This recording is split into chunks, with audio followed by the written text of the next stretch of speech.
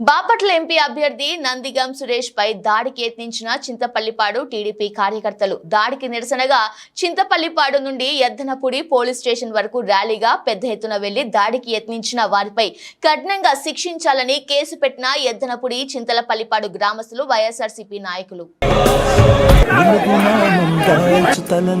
మీకు పంచనులే నిలుగునాలను చీల్చుతున్న మాట